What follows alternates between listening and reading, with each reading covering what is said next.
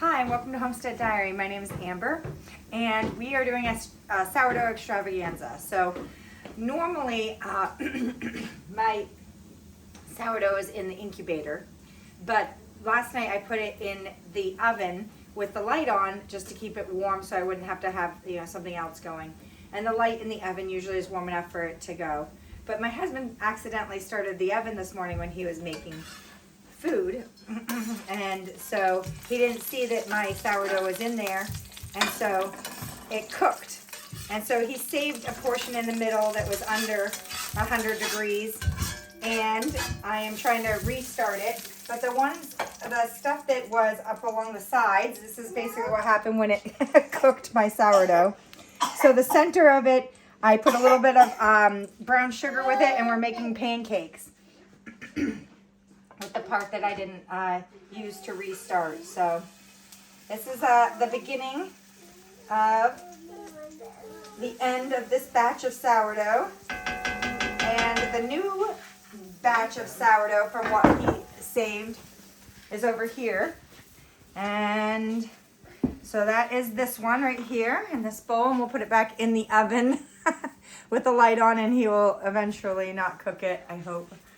And then I have one that's brand new, I've never tried before. I'm going to do an Amish friendship bread kind of mix, where Amish friendship bread is 1 cup flour, 1 cup water, 1 cup sugar. And so what I'm doing is actually I'm doing 1 cup flour, 1 cup brown sugar, and 1 cup kefir. And so that's what this is. We'll see how well it turns out. And the kefir will probably give it a really sourdough flavor. And of course, after you make the bread, it's going to kill the kefir, which is too bad. But so now, how to do kefir. So this is like a probiotic, maybe, not just sourdough, but probiotic thing. So this is my kefir. It's been sitting maybe in the jar for a day and a half. Usually it's a day. The stuff right here that's liquidy and white is just whey. So that's the whey coming off. This yellow stuff is basically just the cream, because this milk is raw.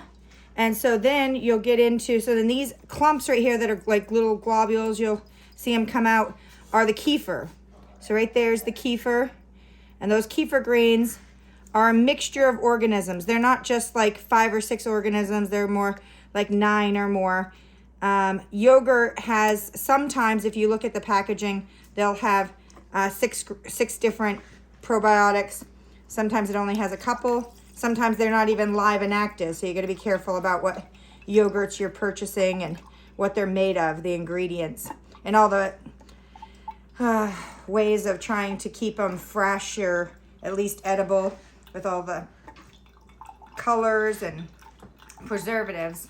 And so then I take the kefir and I rinse them off. So as I'm going, I'm trying not to push through the metal. And you shouldn't use metal, but I just use it for a moment while I'm doing the straining, and then they stay in glass. So I try not to use metal next to my kefir at all, but I haven't really found a good strainer that is.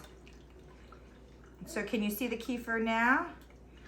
And it's coming through. And I'll rinse them off with a little bit more milk, but look at all those kefir grains. And here comes some more at the bottom. So they tend to float, and then they also tend to sink. And so the very middle is kind of a liquidy milk, and then the top and bottom actually are where the grains are eating and multiplying, which is great.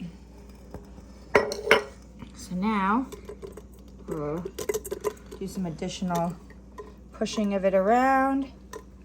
And you want to rinse off your grains. You want to give them like a fresh start, kind of, to be free of the food that they were consuming.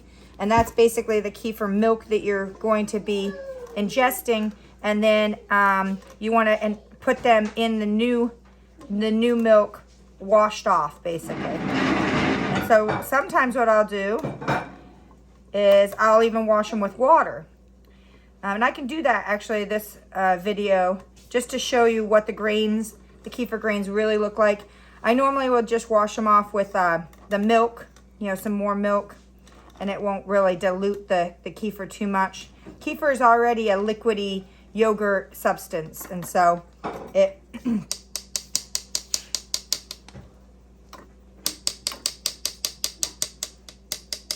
Yes, please. Thank you, Winter, for offering to flip that pancake, that sourdough pancake that we just did. Hopefully it's not burnt. Good job saving it, Winter. Okay, so then we'll go over here to the sink. Now this water does not have any, it does not have any chlorine or anything like that in it. And so as you start to see the kefir grains,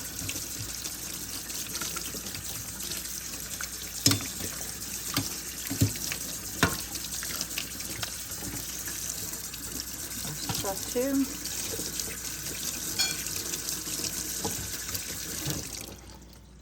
So without it being too blurry, I mean, you can even touch them, and they feel kind of like jelly or different things. And I've heard of people taking kombucha and eating the tops of it. I've actually had some. They taste like gummies. These are probably very similar, very good for you. And so it's not horrible if these get into the milk that you are straining. If pieces, little tiny parts of it gets into the milk, that's okay. And so now we'll take this and we'll put this in to the new jar. So I'll do that, and then I'll add new milk to it. So a lot of times I'll set this off to the side, get the rest of the kefir off of the funnel. That's gonna be good. Very tasty. Some people don't like the extremely sour taste of kefir, and so they'll add honey or jelly or whatever, similar to plain yogurt, but even more sour and more tart, kind of, not tart, but different flavor. So now I need a new jar for this.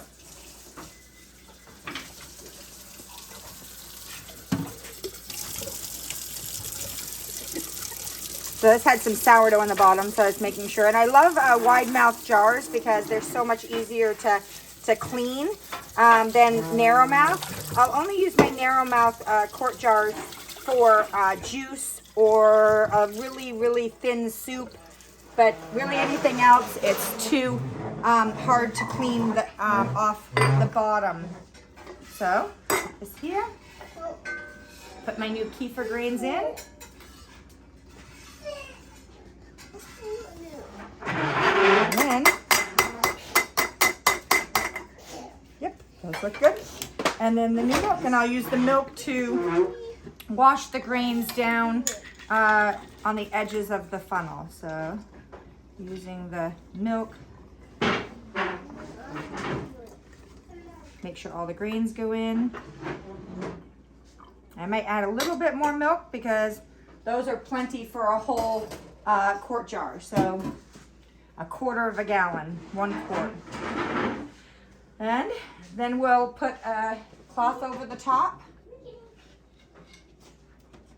and a little rubber band or a hair tie or something that's clean. And that's your kefir that sits now, and it will make more kefir over the next day, day and a half, depending on when you get to it. The longer it sits, the longer it eats, but then it doesn't want to run out of food. So I hope this is helpful. Kefir, sourdough, and Amish friendship bread and a mixture. Have fun with it.